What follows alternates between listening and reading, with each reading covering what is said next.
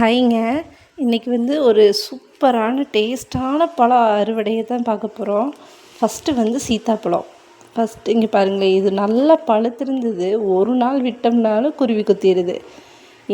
எங்களுக்கும் குருவிக்கும் எப்பயுமே இங்கே காம்படிஷனாக தான் இருக்கும், யார் ஃபஸ்ட்டு எடுக்கிறாங்கன்னு. அதை நம்மளே ஃபஸ்ட்டு எடுத்துடலான்னு சொல்லிவிட்டு இருக்கிற அந்த திரண்ட பழத்தை எல்லாமே எடுத்துட்டேன். 1-2 பழம் நல்லா பழுத்திருந்தது அப்படியேன்னு.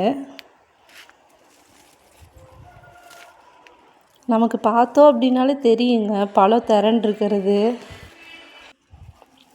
சீத்தா மரமெல்லாம் பார்த்திங்கன்னா வளர்க்குறது ரொம்ப ரொம்ப ஈஸி தான். பெருசாக பராமரிப்போம், தண்ணி நிறைய விடணும்லாம் அவசியம் இல்லை, அளவாக இருந்தாலே போதும்.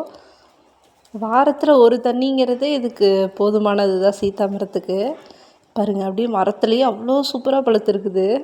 குருவி பார்க்குறதுக்கு முன்னாடி நாங்கள் பார்த்துட்டோம். எப்படி இருக்குது பாருங்களே. தண்ணி அதிகமாக விட்டோம் அப்படின்னாலுமே பழம் டேஸ்ட் இருக்காது, கொஞ்சம் அப்படியே சலசலன்னு இருக்கும். ஒரு அளவாக தண்ணி விட்டோம்னாலே போதும் சீத்தாப்பழம், அப்போ தான் நல்லா இனிப்பாக இருக்கும்.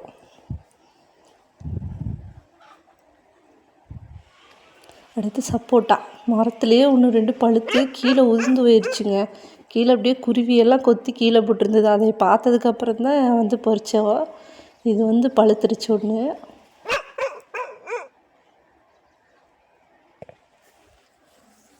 பாருங்களேன், இந்த பழம் அப்படியே பழுத்து கீழே விழுந்து கிடந்தது. அதான் சரி, இருக்கிற 1-2 பழத்தை மட்டும் எடுத்துகிட்டு போயிடலான்னு சொல்லிட்டு எடுத்துகிட்டு இருந்தோம். இன்னும் நிறைய குட்டி குட்டி பிஞ்சு எல்லாமே இருக்குது. இதில் இன்னும் கொஞ்சம் நாளாகும். பழுத்துருச்சு அப்படின்னா நம்ம கை வச்சோம் அப்படின்னாலே பால் வடியாமல் வரும். இது இன்னுமே கொஞ்சம் நாள் ஆகணும். ஆனால் அரிசியில் போட்டால் பழுத்துரும். பாருங்க, லேசாக பால் வருது. இது ஒன்றும் பண்ணாது.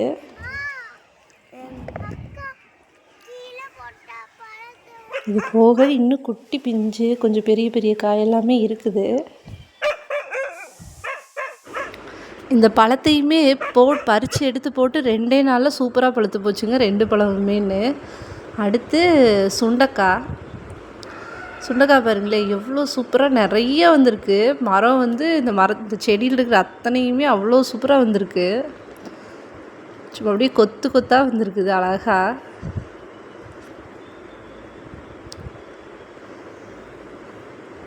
நிறைய பூ வச்சுருக்கு. அப்புறம் இதோட இன்னொரு சின்ன கன்று ஒன்று அந்த சைடு தனியாக வச்சுருக்குறீங்க ஒரு ஓரமாக. அது கொஞ்சம் நல்லா பெருசாகி காய்க்கு வந்ததுக்கப்புறம் இதை அப்படியே வெட்டி எடுத்துடலான் இருக்கேன். இது கரெக்டாக பார்த்திங்கன்னா நடக்கிற இடத்துலையே முளைச்சிருந்தது. சரி, பிடுங்கி வைக்கிறதுக்கு அப்படியே இருந்ததுன்னா நல்லா வரும்னு சொல்லிட்டு அப்படியே விட்டாச்சு.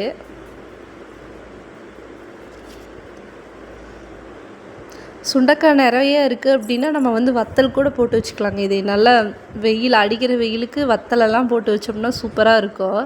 வருஷத்துக்கு கூட அப்படியே தான் கிடக்கும்.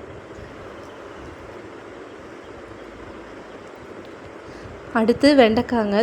இது மேலையெல்லாம் பார்த்திங்கன்னா எறும்பு பவுட்ரு கொஞ்சம் போட்டு விட்ருக்கேன். நிறைய கொஞ்சம் இப்போ தான் ஸ்டார்டிங்கில் எறும்பு வர ஆரம்பிச்சிருக்குன்னு பாருங்களேன். பிஞ்சு வர ஆரம்பிச்சிருச்சு. நம்ம இப்போ எறும்பு பவுட்ரு போட்டு விட்றதுனால இது பெரிய ஒரு இதெல்லாம் கிடையாதுங்க. ஒரு 2-3 நாளைக்கு தான் இதோட பவரே இருக்கும். அப்புறம் போயிடும். நம்ம இந்த இலையில கொஞ்சம் கொஞ்சம் அப்படியே போட்டு விட்டுட்டோம் அப்படின்னா எறும்பு வர்றது வராமல் இருக்கும். எறும்பு வந்துடுச்சுன்னா இந்த பூவு இதெல்லாம் போட்டு கொஞ்சம் கடிச்சு டேமேஜ் ஆயிரும். இதில் பாருங்களேன், ஒரு 2-3 எறும்பு உரிச்சு. அதனால தான் சரின்னு சொல்லிவிட்டு இந்த அவரை செடிக்கும் இந்த வெண்டைக்காய் செடிக்கு மட்டும் அப்படியே கொஞ்சம் லேசாக மேலே போட்டு விட்டேன்.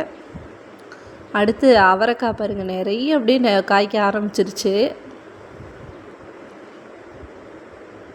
ஒரு 5-6 செடி இருந்ததுன்னா போதும் பொரியலுக்கு. அவ்வளோ சூப்பராக நிறைய இந்த செடி அவரையெல்லாம் பார்த்திங்கன்னா கொஞ்சம் இடம் இருந்தாலே சூப்பராக வைக்கலாம்.